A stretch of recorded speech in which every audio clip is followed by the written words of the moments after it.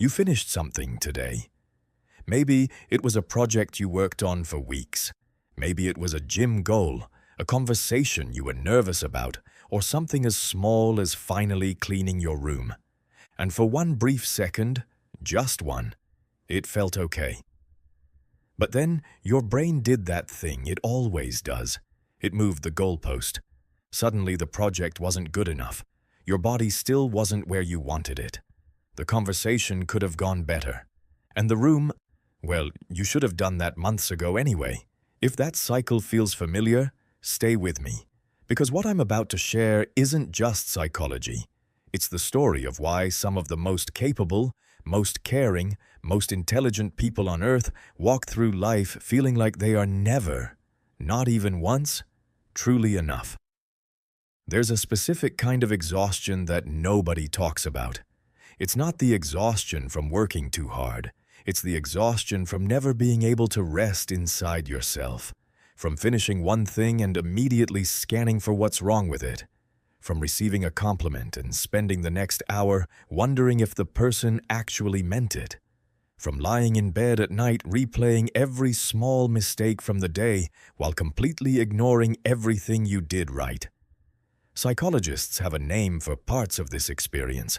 They call it chronic self-insufficiency, a deep, persistent feeling that no matter what you achieve, who you become, or how hard you try, something fundamental about you is still falling short. And here is what makes it so cruel. It has almost nothing to do with your actual performance. The people who feel this most intensely are often the ones performing the best. So where does it come from? Let's go back. Not to last year, not to last month. Let's go back to when you were a child. When you were very young, your brain was doing something remarkable. It was building a model of the world, and more importantly, a model of you. It was asking a question that it would keep asking for the rest of your life. Am I okay? Am I safe? Am I wanted here? And it looked to the people around you for the answer. Now, here's where it gets important. If the adults in your life, your parents, your caregivers, the people who were supposed to be your mirror, gave you love that felt conditional, your brain learned something dangerous. It learned that love is something you earn. Maybe your parents only praised you when you got top grades. Maybe their mood was unpredictable, and you never knew which version of them you'd come home to. Maybe they compared you to other children. Maybe they were emotionally absent, not cruel, not abusive, just not really there. And in their absence, your child brain filled in the blank the only way it knew how. It decided the problem was you. This is called conditional positive regard, a term coined by psychologist Carl Rogers. It describes an environment where a child receives approval only when they meet certain standards, and the long-term effect is devastating. The child grows up. The parents are no longer in the room, but the voice stays. That internal critic, the one that says, not good enough, not smart enough, not thin enough, not successful enough. That isn't your voice. That is an old recording, a survival mechanism that your younger self built to try to predict when love might be withdrawn, so you could work harder before it happened. It kept you safe once, but it never got the update that you're no longer in that situation. And so it keeps running, like an app that drains your battery in the background, even when you're not using it. Here's what this looks like in adult life. And I want you to notice how many of these feel familiar. You achieve something significant, a promotion, a degree, a personal milestone, and instead of feeling proud, your first instinct is to minimize it. Anyone could have done that. I just got lucky. It's not that big of a deal. This is not humility. This is a defense mechanism. If you dismiss your success before someone else can, it hurts less. You are extremely sensitive to criticism. A single negative comment can completely erase 10 positive ones. Your brain has been trained from childhood to treat disapproval as a threat signal, because once it was. You overwork. Not because you love the work, but because stopping feels dangerous. If you stop, you might have to sit with yourself. And sitting with yourself means hearing the voice. You struggle to receive love. When someone tells you they're proud of you, something in you doesn't fully believe it. You wait for the condition. You wait for the but.